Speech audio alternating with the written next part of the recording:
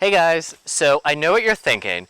With a little love and a green thumb, we can get this tree to bounce back from its heat stress.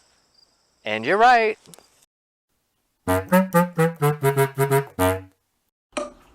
So this is a spring snow-flowering crabapple, and in the early springtime it spits out these beautiful white blooms of, well, a mature tree looks like this.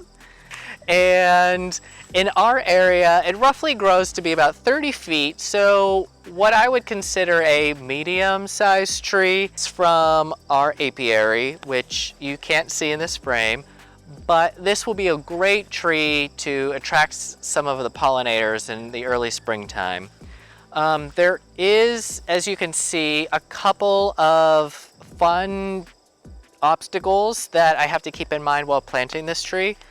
And one is that this is going to be a new gardening space. It's going to be a new garden bed, so there's already existing lawn that's here, there's weeds, and really by looking at this tree you can tell that the heat of the summer is getting to it in its pot, and it really just needs to stretch its roots out and start growing where it's planted. So let's get it into its new home and get to work.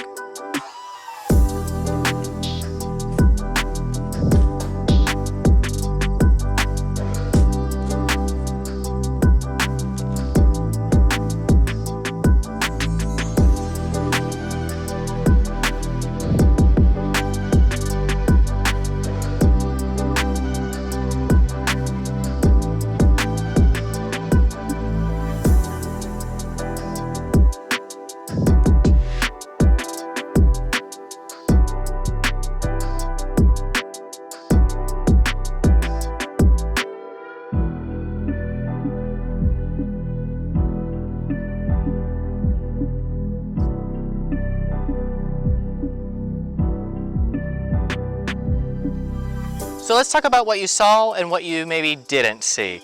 As you guys know, I like to place my plant where it's ideally going and then trace out a circle around it and then remove it and then dig up that circle. You saw where it was. You obviously didn't see like where I was actually digging it because I'm a little bit of a putz and the camera frame was out of view. But same old method of tracing a circle around and then digging it. I did dig a little bit deeper than usual because one of the obstacles in this new garden bed is that there is established grass. And because I'm not ready to tear it all up at once and I want to get this tree establishing itself, I decided to take some of that turf and I flipped it upside down. So grass blade side down in the ground and root side up. Grass is just the most vigorous and determined weed in the globe. So you can turn it upside down, you can bury it under layers of cardboard, and it will eventually, believe it or not, some will still poke up after time depending on the variety and species of grass.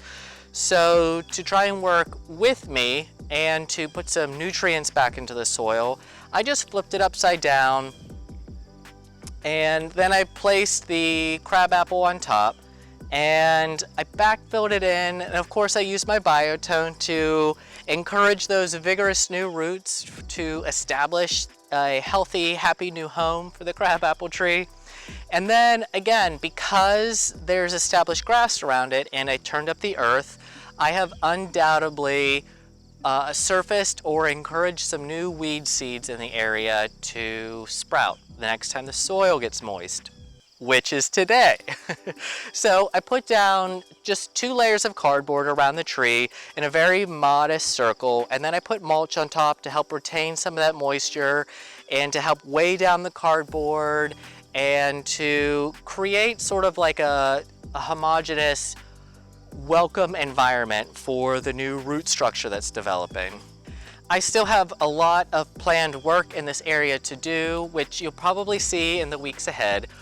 But for now, I think that this is how I am going to get this tree to rebound so it's not suffering through the rest of the summer in its little grower's pot. And we'll check back on it with some of these other things in another 2 months, which should be sometime roughly in the middle to end of September. What do you guys think? Are these series videos with different areas of the land working out in my favor? Are they helpful to anyone? Are you interested? Subscribe if you are, subscribe if you're not, and remember to grow where you're planted. I'll share more with you soon. Tschüss!